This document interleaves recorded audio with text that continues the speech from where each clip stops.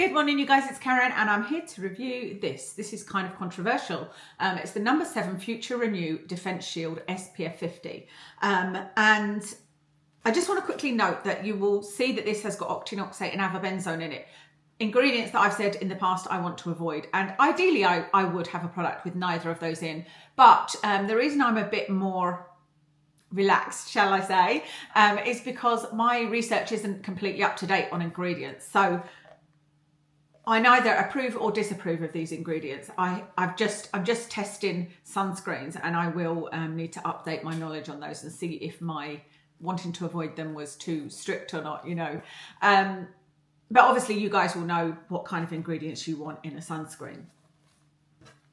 So this is the No. 7. It says Future Renew Damage Protection Defense Shield SPF 50 UVB plus UVA. That's what it says on the front. That's kind of the title of it. And it is £24.95 for 50ml. I think that that's a nice price to pay for a face cream. Obviously, it would be nice if I could find a drugstore one that was really nice, but I haven't thus far.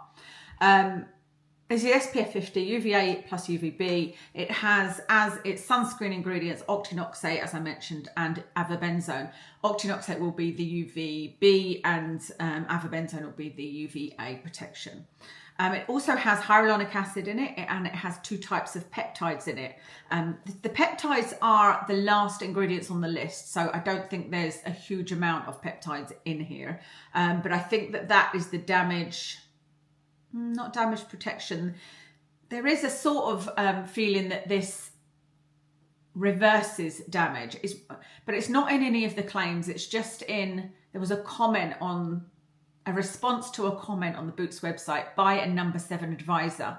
And she said that this will reverse damage, which I thought, I don't see what's in it that would do that other than the peptides potentially. I think they're thinking of the peptides, but there's no specific claims of that.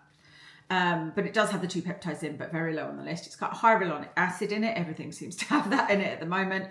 And there's no alcohol and fragrance in here, which is great. The claims are that it's lightweight, hydrating, with an invisible finish, that it has no white cast, works on all skin tones, it says, and it has damage protection.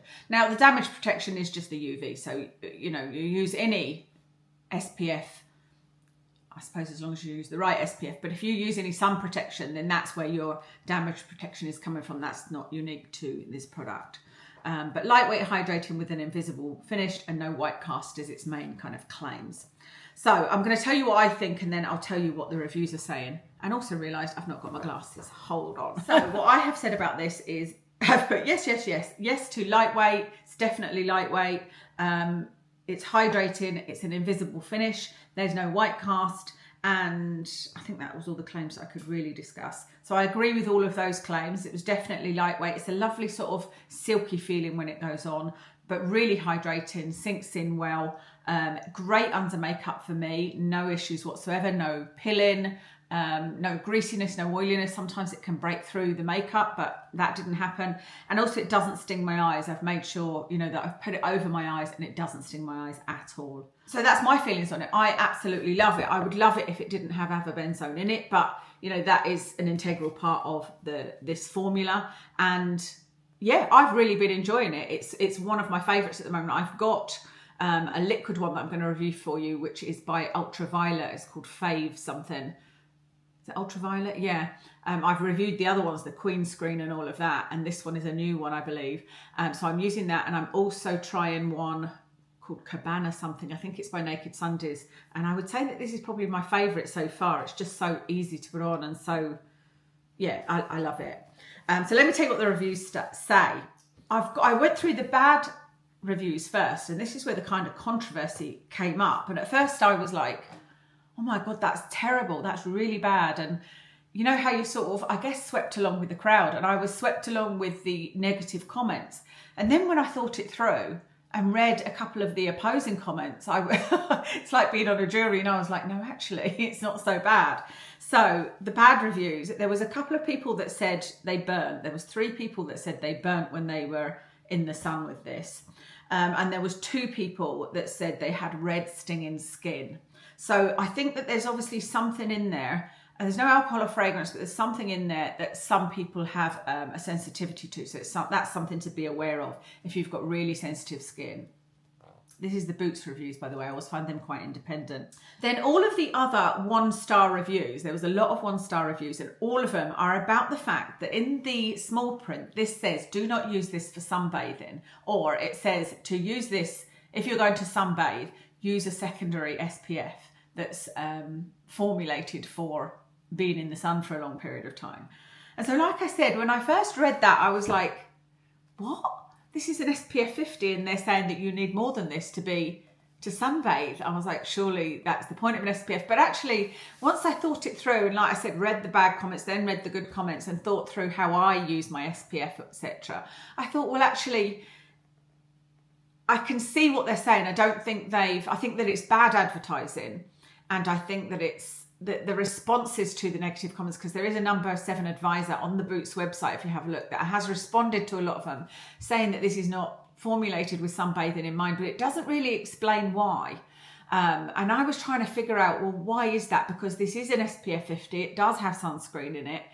I think that this is, my take on it anyway, is that this is a moisturiser with SPF, so that you can wear it every day if you are exposed to a little sunlight. So for example, I would have used this happily when I was working in an office, because the sun that I was exposed to would be through the car window, from the car to get to my office, from the hospital to I had to go outside to get to the hospital cafe and back again. Sometimes we would go for a little short walk, like literally a 10-minute walk.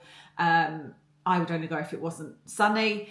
So that type of thing, I think I would be completely happy with using it for that. I'm also happy to use it every day because I generally don't go in the sun. Even though I walk Watson, the times that I walk Watson I walk him in the evening when generally it's not sunny around here. Or, well, sometimes I do walk in mid-afternoon, but I would go in the shade. I would find somewhere where I was going in the woods. Watson really isn't a fan of the sun. Anyway, that's a whole nother story. But if I was going to be sunbathing or going on holiday, I wouldn't be using something like this on my face. I would be buying a specific sunscreen that I could use loads of, because that's the other thing. You wouldn't, you'd need to use a whole ton and you'd need to reapply if you're sunbathing. So generally that's a different situation for me. It's a situation where I'm wearing makeup, or I'm not wearing makeup if I was sunbathing. I would never sunbathe nowadays. It's not going to happen. I'm not going to be out in the sun. If I was going to be out in the sun, I'd probably have a hat on. It's just not going to happen. But if I was, I wouldn't be wearing makeup. And this is great under makeup. And it's nice that it's a moisturiser with an SPF. And it really is hydrating. So I got to the end of it, like I said, and with all that controversy, I totally understand where people are coming from, but I think it's just bad advertising. And I think that No. 7 do that. I think that they can be sneaky, and that's something I don't like about the company. For example, do you remember I did the review on their retinol 1.5 retinol complex, and it isn't 1.5 retinol. I think it might be 1%, something like that. But because they said retinol complex, most people that bought it thought they were getting a 1.5% retinol, and it isn't. And I thought that was a bit, I think that's a bit cheeky. And I think the same with this. It's a bit cheeky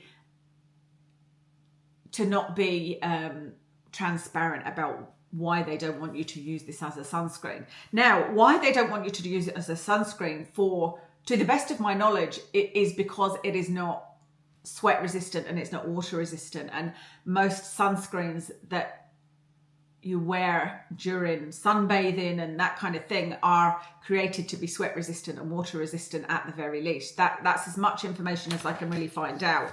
And so in a way you think, well, it is...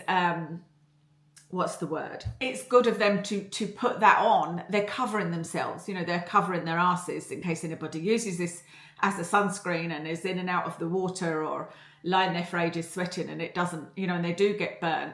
And in another way, you could say that it's responsible of them to put it on there so that people know. I don't ever read the small print, so it's not something I would notice. But like I said, I would not reach for this or take this as my holiday sunbathing SPF. I feel like it should be more prominent, like somewhere, like in the description or something like that, just so that people can make their own decision as to what they want to use it for and if it's going to work for them.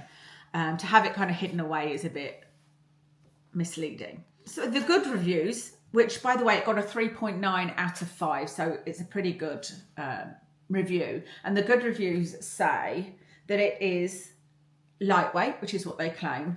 Silky, I agree with that. It feels very silky going on. Non-greasy, really non-greasy. I can't abide anything that's greasy in a sunscreen. Didn't burn on holiday. Somebody did actually take it on holiday and use it and they didn't burn.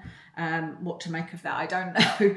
Many people said about the fact that it's got no white cast, and a lot of people said how it was good as a primer, so it was great under makeup. I think one of the other things, I don't know whether I mentioned this or not, but one of the other reasons that they might not want to recommend it for sunbathing is there's not very much in here. You know, this is 40 mil, I think I said, didn't I? No, 50 mil. 50 mil, but still, it's a small tube and you want to be using a lot and you want to be reapplying it. And I think if somebody's spent a bit more money on a face cream like this, then they might not use as much as you need to really get a good protection when lying in the direct sun. So that's everything to tell you about this. Let us know what you think. I am happy with it. I don't know whether I'd repurchase because, like I said, I need to update my knowledge on avobenzone and see what I think and see what the current thoughts are. Octinoxate I was never too bothered about, but as a formula I love it, and yeah, it's really nice. Oh, I should have said it doesn't have any fragrance, but there is a smell to it. That's probably one of the things I love. I think it's either the avobenzone or octinoxate that smells like this. I'm not sure which one, but to me it's the smell of the beach. It's a typical, I guess it's a typical sunscreen smell, but there's no added fragrance. It's just from the SPF, but I like that. It's a smell I really enjoy. So yeah, I love it. That's everything. Let us know if you've tried it, what you think about the whole, can it be used sunbathing or not? And well, I'll tell you what I'm wearing. It's nothing exciting. I've got on the Face Bond foundation in number 5, the Urban Decay Face Bond foundation. On my eyes is the Charlotte Tilbury Easy Eyes palette. On my cheeks is the Suku blush in 04, and on my lips is the Jaclyn Hill Cross Morphe liquid lipstick in Outspoken. That's everything. Thank you so much for watching, and I'll speak to you again soon.